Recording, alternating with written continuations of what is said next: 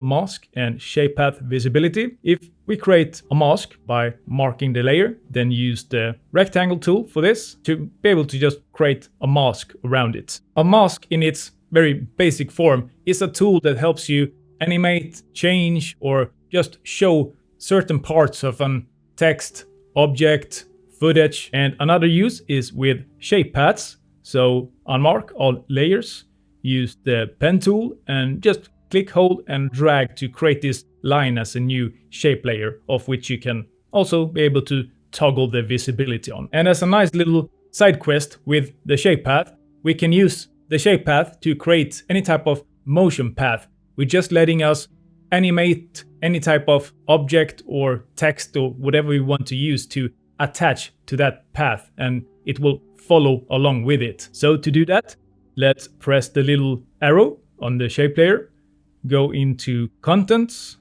Shape 1, Path 1, and then just mark Path property. Go up to Edit and choose Copy. Then we're heading over to the text layer, smash that little arrow again, go to Transform, mark the position property, then up again to the Edit and Paste. And now you have this little nice small text animation along a path. Ticking on and off the Roto Bezier, meaning without it we're creating these straight lines. But let's say we're first undoing this and marking that option. This curved path will now be directly appearing instead. We can also just press and hold to revealing a few options that we haven't been accessing here before. And for this one, I will create a quick mask. And with the Add Vertex tool, we're able to click and add any type of new vertices directly on the path. Then we might also want to use the Delete Vertex tool to remove them, or you can also choose Convert Vertex tool. Just by clicking on any vertex, it will transforming them from a corner vertex to a rounded one with those nice Bezier handles. For path options, there's currently nothing, but similar to the shape path created before, with the layer marked, choosing the pen tool again, and animating our path, there's now a new option here as Mask 1, gluing or attaching the text to the line or path.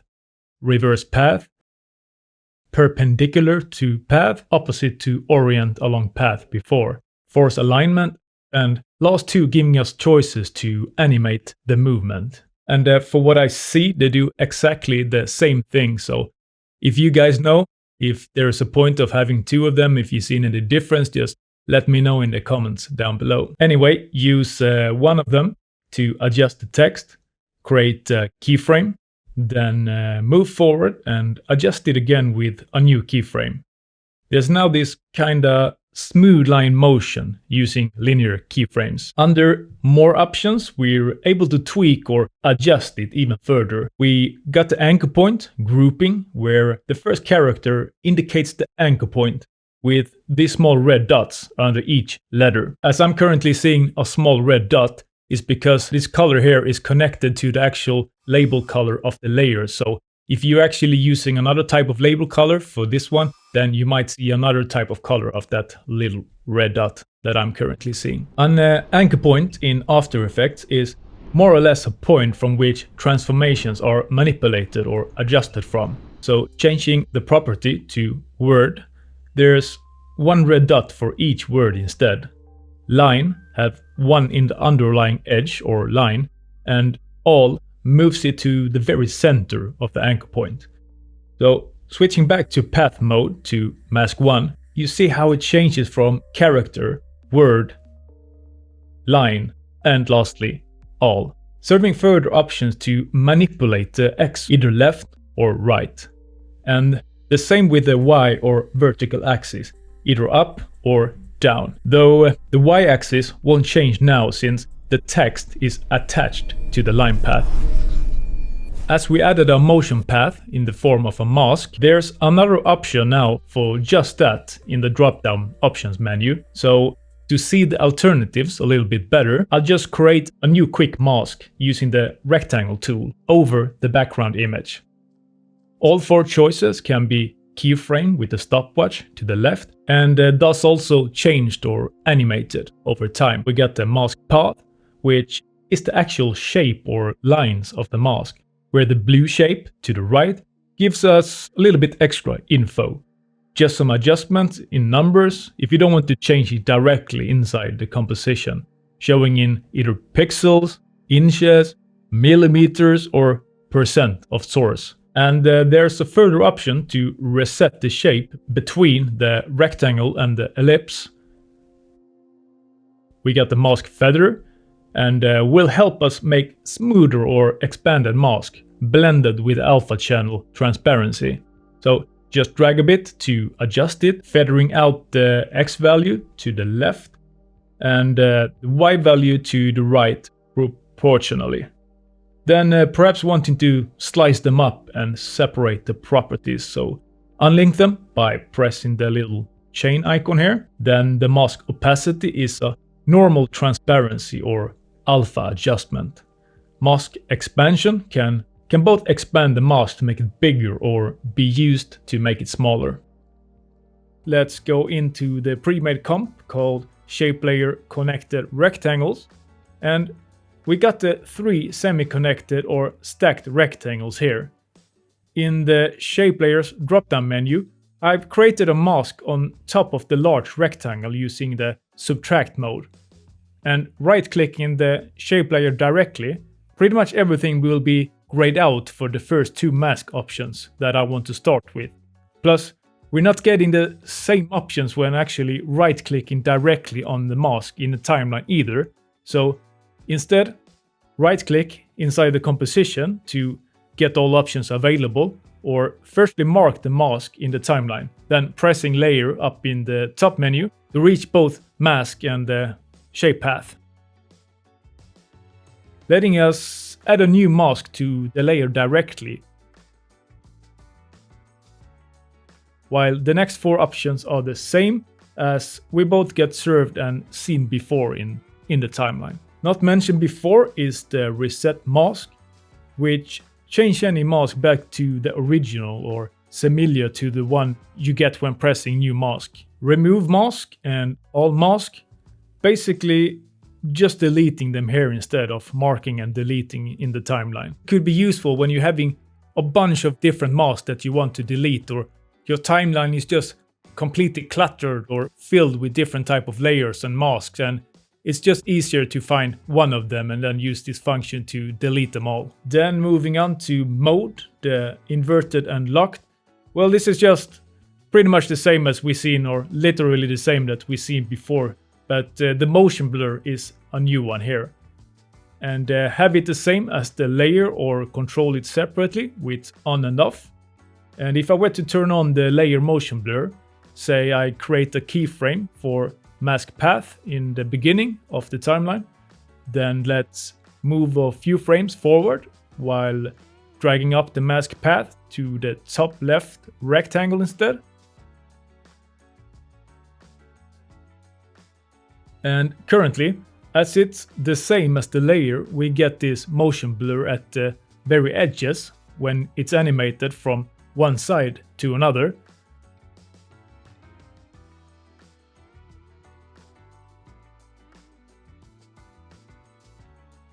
But as soon as we choose off, there's actually nothing to it. So just sharp and crispy wedges.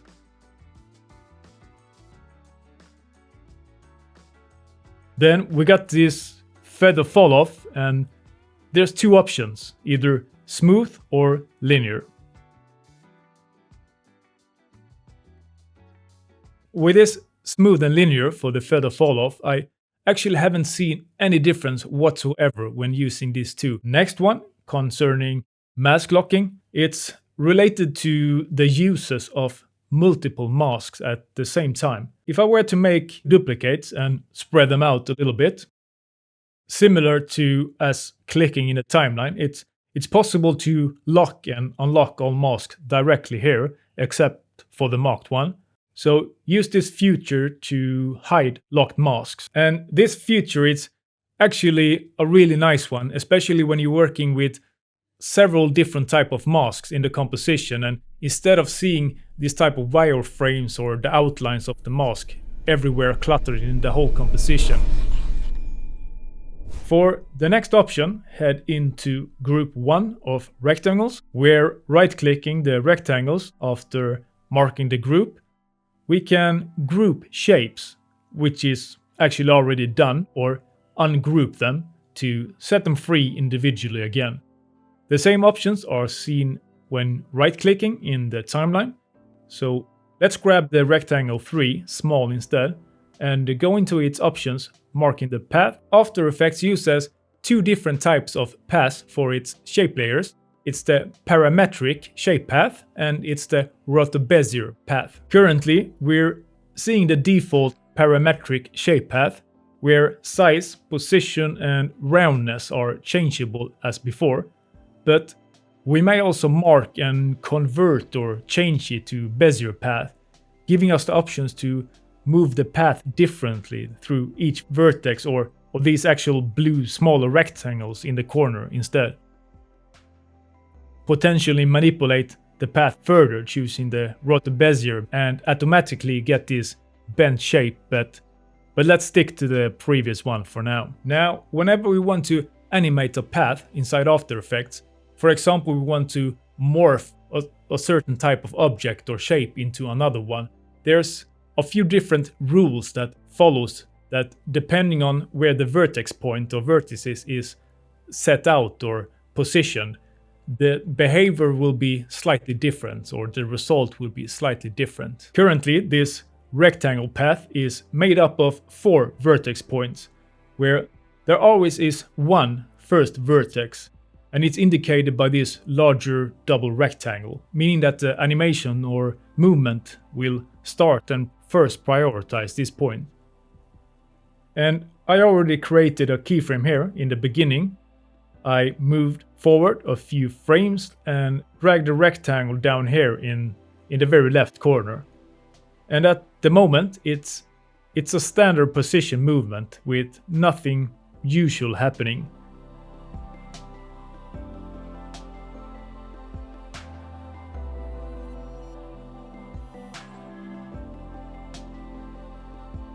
But let's say we set the first vertex to the top left corner instead. We just created a rotation to the left instead based on the first vertex. And throwing it down to the bottom left corner instead.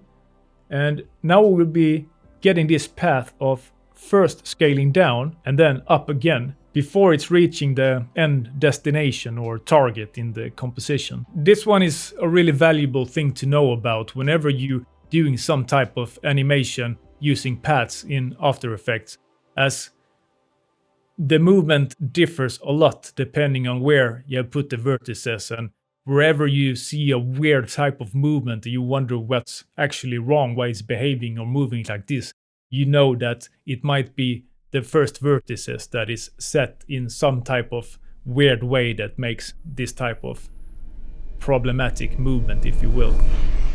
For the following panel, the Mask Interpolation, let's go into the pre-made comp called Smart Mask Interpolation, and I created a small text using masks from text. So just set a few keyframes for each letter of the mask path, just after half a second. Then at the start, manually squeeze them together in different type of directions. The M squeezed from the very bottom going upwards, A is the opposite, while with the hole in the middle is squeezed together in the very center and then going outwards. S having all points going from the center and out. And finally K is pushing out to the right from being pressed to the left in the beginning. So just take all the keyframes and drag them in there and move a bit forward and go back to the default. All the keyframes have been eased using Easy Ease. Then speed graph dragging the curve a little bit like this.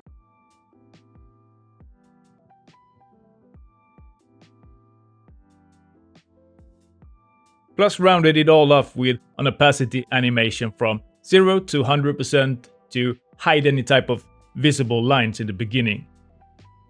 Easing it with a graph will be looking a bit like this.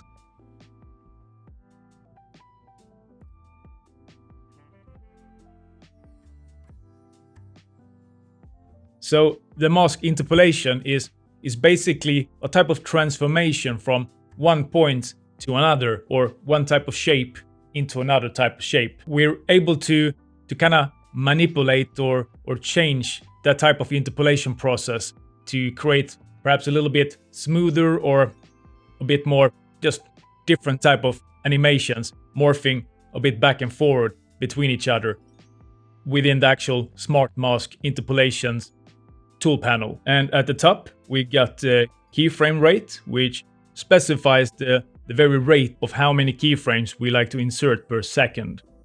You can choose auto to match the composition frame rates, or set it yourself anywhere between 15 and up to 60. More keyframes are not always necessarily better for your animation, it just tends to make it a little bit more smooth, but at the same time it will also increase the render time. Then check the keyframe fields for doubles rate or keyframes as when animating for interlaced video.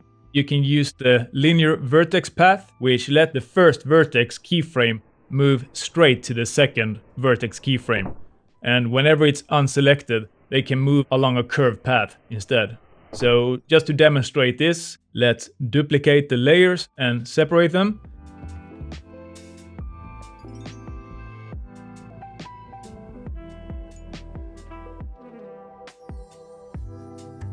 Using linear on the top, while marking the keyframes on the layer below, and uncheck linear, then apply. Now, seeing that several keyframes were added in between the first two, and if I were to preview this, the motion will be completely different. Now using a curved rotating interpolation instead.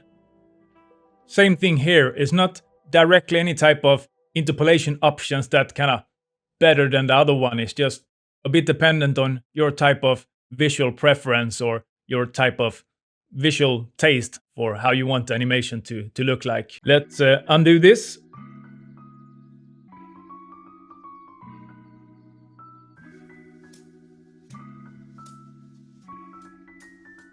And moving on to the bending resistance, adding 0% to the top layer and 100% to the bottom. 0% will make the path animation or the interpolation bend a bit more than stretching, and vice versa when you're doing up to 100%.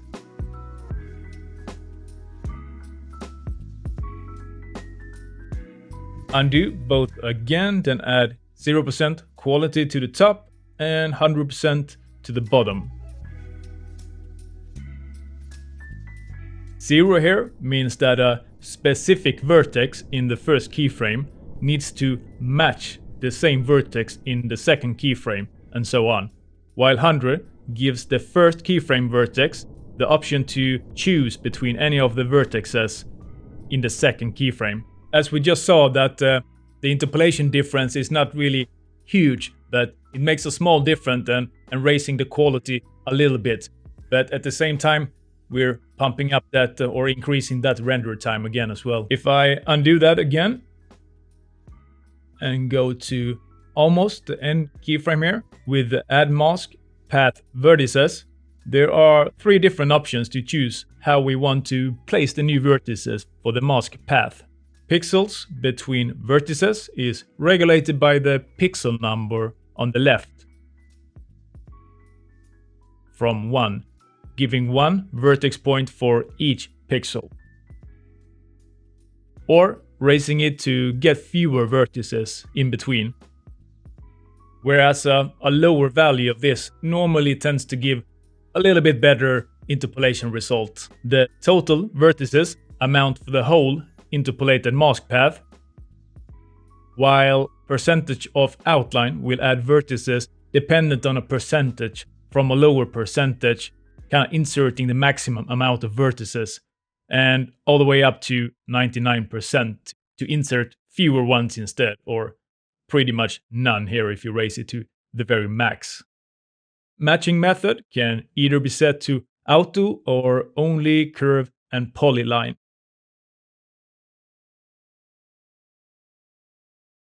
Auto uses curve if any of the two mark keyframes have some type of kind of curved path to it, while polyline if it's not.